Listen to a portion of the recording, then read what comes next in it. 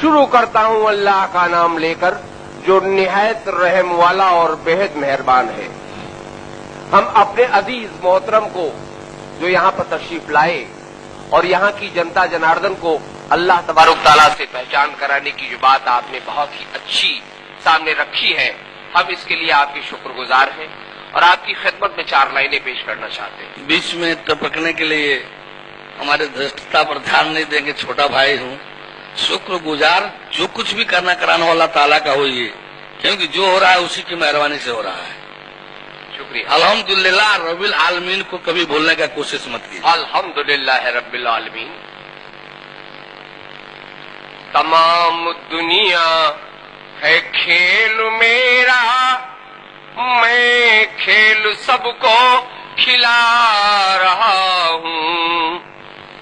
और बनाई भूलो भुलैया मैंने, इसी में सबको भुला रहा हूँ।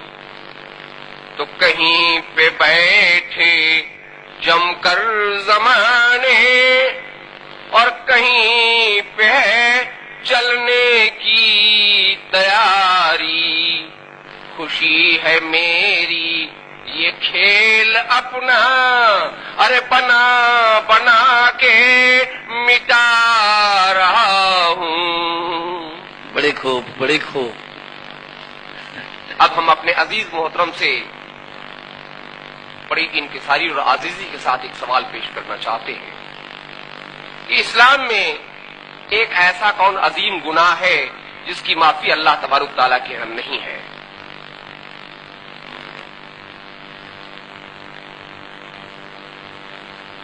मैं अपने अजीज मोहतरम से यह सवाल पेश करना चाहता हूं कि इस्लाम के मुताबिक एक ऐसा कौन सा अजीम गुनाह है जिसकी की माफी अल्लाह तबारक ताला के यहाँ नहीं है। मेरी जानकारी में जहां तक अल्लाह ताला की मेहरबानी से मुझे प्राप्त है, ऐसा कोई गुनाह नहीं है जिसको अल्लाह ताला चाहे तो माफ न कर सके। हमने आपसे गुजारिश की है अकॉर्डिंग टू कुरान शरीफ, इस्लाम का जिस पर अकीदा है, कुरान शरीफ अल्लाह की किताब है, रूहानी किताब है, जिस पर हर मोमिन और रूहानी पूरा एतकाद है, बंदबात है, उसके मुताबिक हम पूछ रहे हैं आपसे। 1 मिनट निवेदन करूंगा। कुरान शरीफ जैसी इतनी मर्यादित किताब जो एक संपूर्णत्व को लिए हुए है, उसको रूहानी कह करके उसको अपमानित न किया जाए। वो मात्र रूहानी वाला नहीं है, उसमें रूहानी और रूहानी के पिता रूप नूरानी और नूरानी के भी पिता रूप मेहरबानी की किताब है।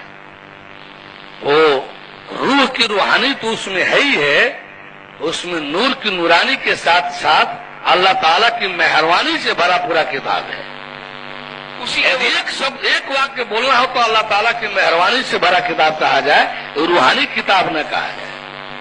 रूहानी किताब तो बहुत नीचे स्तर के हो जाए। हम मोहतरम की बात को तस्लीम करते हैं, उसी के मुताबिक हम आपसे सवाल पूछ रहे हैं। उस किताब की हद के अंदर का सवाल है ये कि कौन सा ऐसा अजीम गुनाह है जिसकी माफी अल्लाह तबारक ताला के अंदर नहीं है। मैं अब भी कह रहा हूँ कि यदि किताब में आया होगा तो अमान्य हो जाएगा। जी, अल्लाह ताला के सामने ब्रह्मांड में सारी खिलकत में ऐसा कोई भी गुनाह नहीं है जिससे अल्लाह ताला चाहे और माफ न कर सके। चाहे माफ न कर सके, लेकिन जो अल्लाह की वाणी नबी अकरम सरवरे दो आलम सल्लल्लाहु अलैहि वसल्लम हज़रत मोहम्मद साहब के पास जिब्राइल अलैहिस्सलाम के जरिए आती थी, उसमें अल्लाह तबारक ताला ने यह फरमाया है कि एक ऐसा गुनाह है जिसकी माफी हमारे यहाँ नहीं है।